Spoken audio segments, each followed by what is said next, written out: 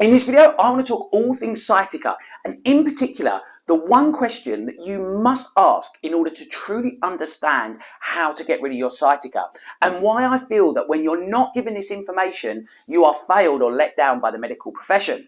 So firstly, thanks for checking out this channel. My name's John. I'm the head therapist at John W Sports Injury.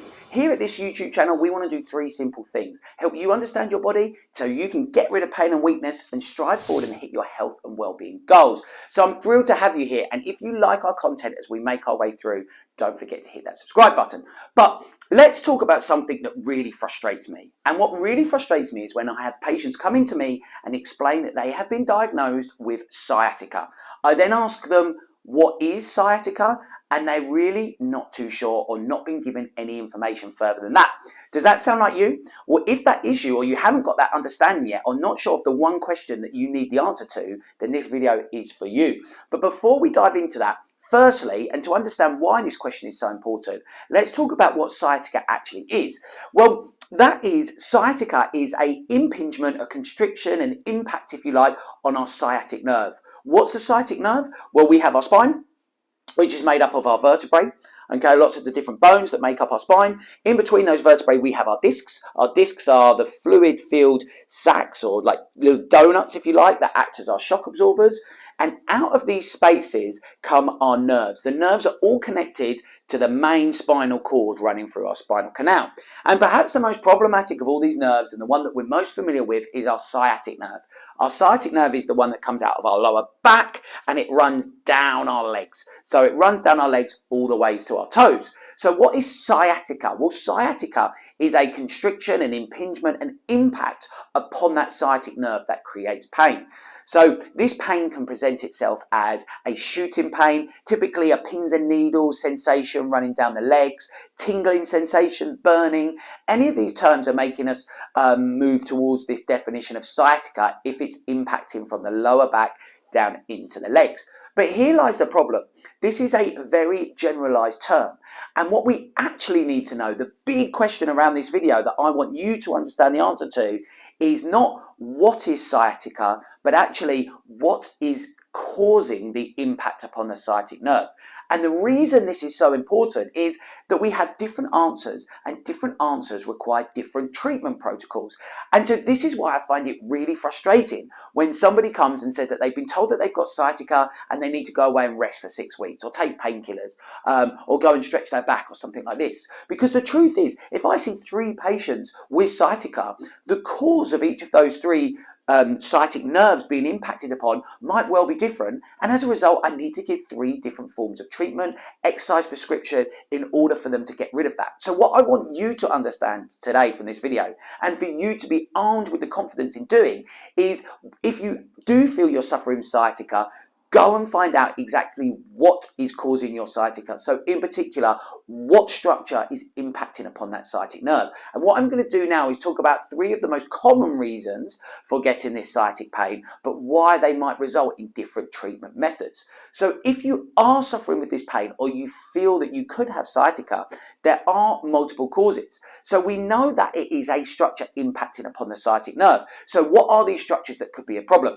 First of all, perhaps the most well-known, if you like, I'm not going to necessarily say the most common, but the most well-known is a bulging disc, or what you might have heard the term slip disc. I always say slip disc because actually discs don't slip, they bulge or they herniate. So I mentioned earlier that if you think of these discs as like donuts because they've got fluid inside of them, what can happen over time or because of sudden twisting movements is that this can bulge, and we can actually see that with this one here, that this has created this bulge in here. A herniation is when the lining actually breaks and that fluid comes out. But what happens here is this bulging disc can actually impact upon that nerve here, this sciatic nerve. And these nerves are already working in quite tight spaces. So if we get a bulging disc, it can impact upon that. So you can get pain right the way down to your toes as a result of a disc issue. How might this come about, or how might we present if we're suffering with a bulging disc? Well, we know that if we flex our spine forwards, that this can create an additional bulge. So if we notice this instant sensation of pain as we tip forwards, and that causes that sciatic type sensation, and we're getting a lot of pain on flexion, things like putting our socks on, picking up objects off the floor, then that might lend itself towards a bulging disc. I say lend itself because, as I keep repeating, if you are suffering with this pain, I would get that specifically checked out because there's multiple things that can be causing it. But that one of the most common ones is a bulging disc at that lumbar area. Now, but another reason might be non-spinal related. We have a condition called Piriformis Syndrome, and you will see I'll link at the end of this video to more detail around Piriformis Syndrome. But what is the piriformis? Well, the piriformis is a muscle that runs from our sacrum, the funny bony bit at the bottom of our spine, out towards our hip, and it's a deep glute muscle. So we know our glute muscles are bottom muscles that wrap around the hip, but there's not just one muscle in there, there's actually a set of muscles. And a deep lying one, and one that tends to be a real literal pain in the butt, is the piriformis muscle. So the piriformis muscle and all the glute muscles really work in externally rotating the hip, but they have a huge part to play in activities like walking and running and keeping our hips nice and stable. So if we get a problem in this muscle, and again, we can really decondition this muscle by doing long periods of sitting. So multiple things can cause a problem, but if we get this dysfunction in this muscle, the problem that we have is the sciatic nerve runs in incredible close proximity to that muscle. It can either run through it, in front of it, behind it, but either way, in close proximity. So if we get a tightening of that muscle, it can catch that sciatic nerve and create those sensations that I earlier mentioned. So again, this might not actually be related to the spine, but actually it's a muscular thing. So therefore our treatment methods would be very different.